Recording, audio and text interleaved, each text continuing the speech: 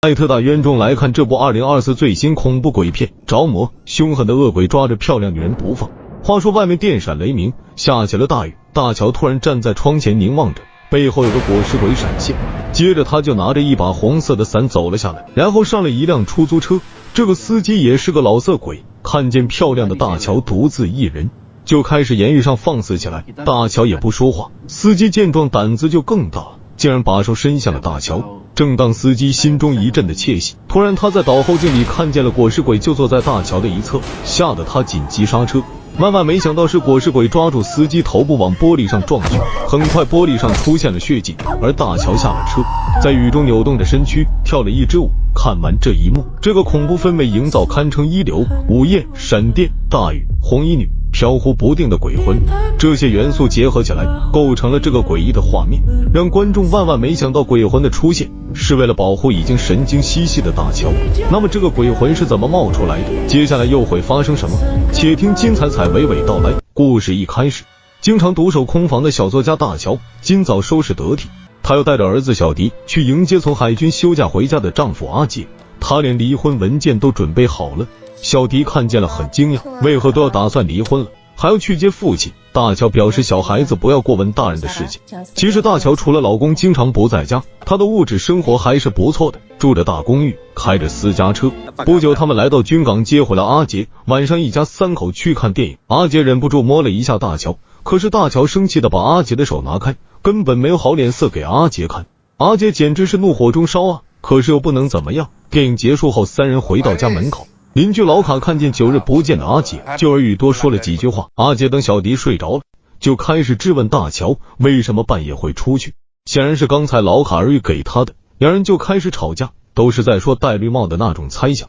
当然大乔是不可能承认的，他就是一句话不想再为阿杰服务了。半夜阿杰睡不着，就找大乔搂搂抱抱，可是遭到了大乔的拒绝，理由是来了例假，然后就起身去写作。阿杰在洗手间并没有发现那些来例假的痕迹，于是气冲冲地找到大乔，尝试着好好沟通，可是两人都做不到。阿杰气愤地表示 Kamu lupa, saya yang sudah mengangkat derajatmu.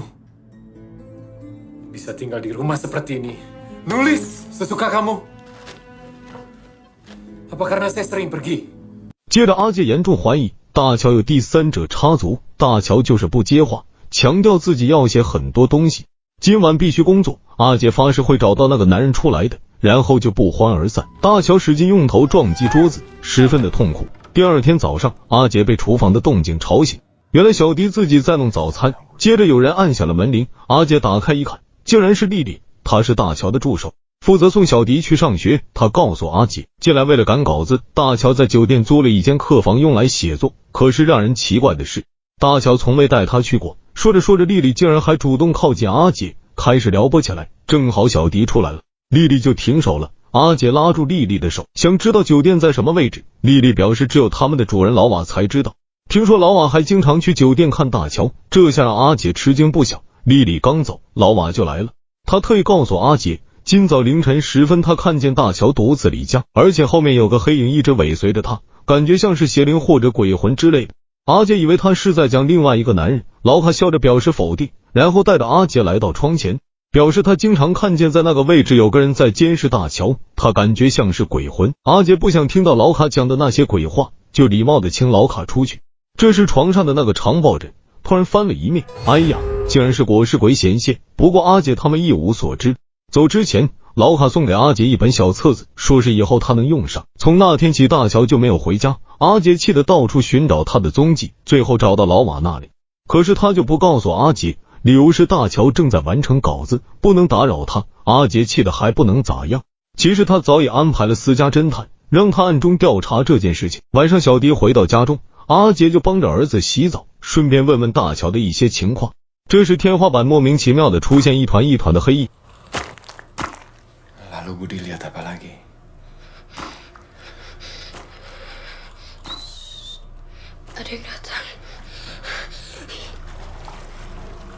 吓得小迪不敢再说话，似乎有神秘力量不让小迪说那些关于母亲的事情。就在这时，大乔突然回到家中，他买了一些好吃的给儿子，两人又开始吵架，这次是大吵。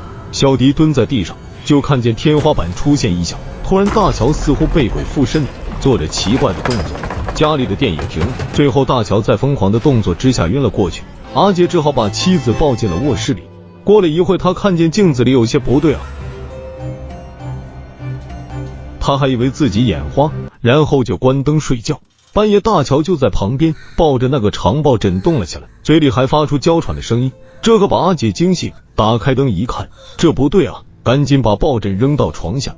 这时电话铃声响起，私家侦探向阿杰汇报跟踪老马的情况。阿杰挂断电话后，觉得老马就是给他戴绿帽的人，就在那里自言自语的大骂起来。可是大乔却发生了惊人的变化，阿杰感觉到大乔走出了卧室，他转身就去找妻子，然而怪事发生了，大乔竟然消失了。阿杰还以为他又出门了，于是拿上衣服打算到外面寻找，其实大乔就在天花板上，还倒立了。阿杰当然就没注意到，他走出去找了一圈，就顺便去私家侦探那里问问情况。私家侦探就把刚刚得知的酒店房间号告诉了阿杰，于是阿杰冲上去准备捉奸。当他坐上电梯到一个楼层停了下来，这时就看见一个老太婆慢悠悠的走进来，接着怪事发生。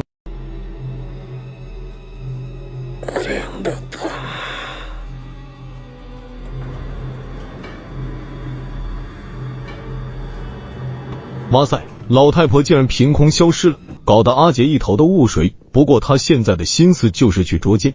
打开房间门就看见老马就坐在这里，阿杰拿着枪威胁老马把大乔交出来，老马就拿着一堆稿件在哪里念着，这可把阿杰惹火了，狠狠地揍了一顿。然后回到家中，阿杰以为妻子还没有回来，就问小弟为什么还不睡觉。小弟表示自己很害怕，根本睡不着，妈妈还在洗手间里。这可把阿杰又惊到了，推开洗手间的门，哇塞，只见大乔浑身是血的躺在浴盆里，竟然那个抱枕还不离手，只好把大乔抱回床上，然后又去看看儿子怎么样了。这个小家伙竟然躲在被子里瑟瑟发抖，就问他有没有看见妈妈是怎么回到家。小弟捂住耳朵也不吭声。阿杰坐在床边也是无语了。与此同时，外面电闪雷鸣，下起大雨。大乔凝望着背后有个裹尸鬼闪现，接着他就拿着一把红色的伞走了下来，然后上了一辆出租车。这个司机也是个老色鬼，看见漂亮的大乔独自一人，就开始言语上放肆起来。大乔也不说话，司机见状胆子就更大了，竟然把手伸向了大乔。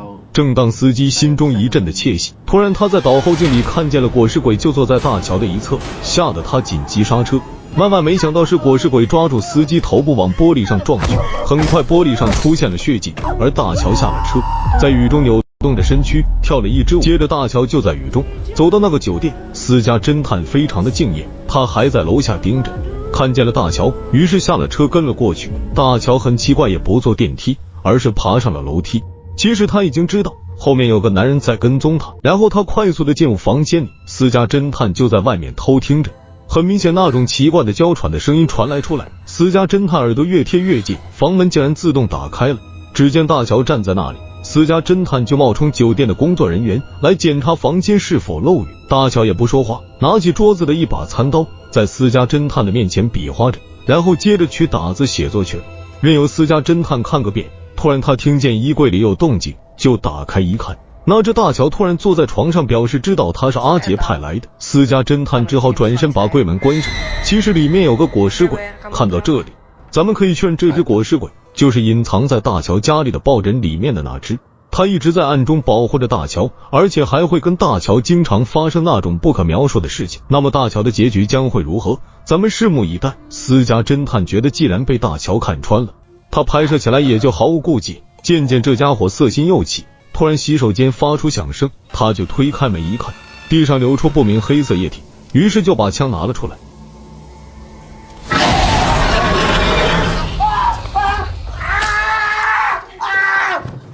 哇塞，私家侦探万万没想到自己的双眼会被弄瞎，接着他又被大乔用剪刀活活的把头皮剪下来。画面一转，睡在儿子床上的阿杰被天花板上的液体滴在脸上惊醒，他顿时懵逼了，他想不明白，就向隔壁的老卡咨询。老卡表示应该是有人羡慕他家的幸福生活，特意召唤了一个恶鬼来拆散这个家庭。 Ilmu dalam buku-buku saya belum pernah gagal. Itu sudah sejak lama ada di sana. Jangan-jangan jejak-jejak ini mengarah pada apa yang akan kita cari. 接着老卡也看见了天花板那种东西，然后详细检查了卧室，最后从地上捡起一根长发。他可以确定大乔已经被某种诅咒控制，至于诅咒的源头，就要靠阿杰自己寻找了。随后阿杰开始翻箱倒柜，到处查找起来，果真在一个箱子里发现一盘录像带，这是他从未见过的，于是打开一看，哇塞，视频画面里莉莉竟然跟大乔表示自己喜欢阿杰，希望他把阿杰让给他一晚就好了。你说这怎么可能呢？大乔当场拒绝了莉莉，可是他还不死心。Saya dapat memberikan gairah yang baru, bukan manusia. Gairah ini yang akan mengubahmu sepenuhnya. 阿杰都看傻了，弄了半天原来是莉莉搞的鬼。另一边，大乔写的稿子太好了，老瓦异常的兴奋，就让大乔赶紧把结局写完。就在这时，阿杰开车来到酒店楼下，酒店里的灯光忽明忽暗。接着老瓦看见天花板上出现那种一团一团的东西，他吓坏了，于是退到了阳台。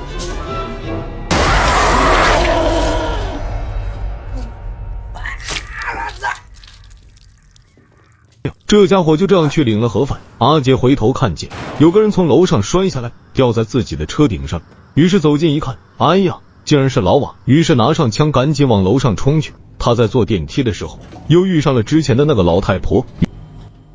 Ada yang mau datang, yang paling seram dan paling berbahaya. Siapa yang mau datang? 这就让阿杰心慌不已。突然电梯灯光一闪一闪的，老太婆又消失了。阿杰也不去想那么多，找老婆最重要。他冲进了房间，发现了大乔已经晕倒在地上。这次他不敢再坐电梯了，于是抱着大乔走楼梯回到自家的车上，然后一个倒车就把老瓦的尸体摔了下来。接着回到了家中，大乔渐渐苏醒过来，可是他还是对阿杰照旧很冷淡，看样子这个诅咒并没有消失。最后竟然找出一把刀，竟然自杀，还好刀口不深，阿杰只好找老卡来帮忙。老卡让阿杰把房间按照他的要求布置好后，就来帮阿杰驱鬼。他开始念起了咒语，突然镜子里有另外一个大乔说话，紧接着大乔漂浮起来，下一秒有人敲门，老卡就让阿杰去开门，但是交代他不要让外人知道他们在干什么。阿杰打开门一看，这个时候正好是莉莉接小迪回来的时间，阿杰就让小迪回自己的房间，不要出来。莉莉觉得阿杰的家里好奇怪了，还听见大乔的喊叫声，吓得转身要跑，可是被阿杰拽了回来，因为阿杰认为莉莉是这件事情的始作俑者，是他召唤了鬼魂来毁掉他的家庭。阿杰就表示把自己的身体交给莉莉，让她停止目前的一切。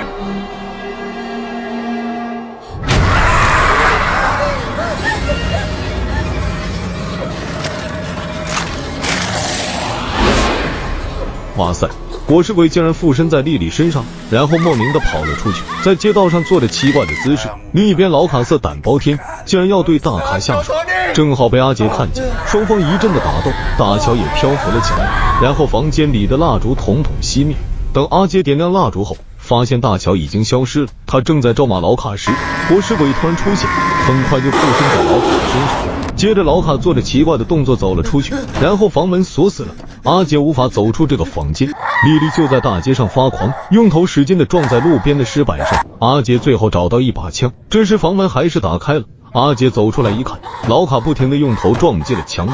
阿杰觉得不解恨，于是用手抓住老卡的头，使劲撞击了几下。这时天花板上那种一团一团的黑影出现了，接着卧室传来大乔的声音。阿杰推开门一看，活尸鬼正抱着大乔，突然眼前一片漆黑。等阿杰醒来，发现自己被绑在电影院里，其他的人都死了。大乔在舞台上发表着感慨， Kamu dan pikiranmu adalah setan. 然后开枪打死了阿杰。影片到此结束。我觉得本片绝大部分的情节拍摄还是可圈可点的，就是最后的结尾让人看得有些莫名其妙。导演可能是不想把结局变得很俗套，于是就换了一个花样把它拍摄出来。这下好了，大部分人反而没有看懂，包括我在内。好了，谢谢大家的捧场。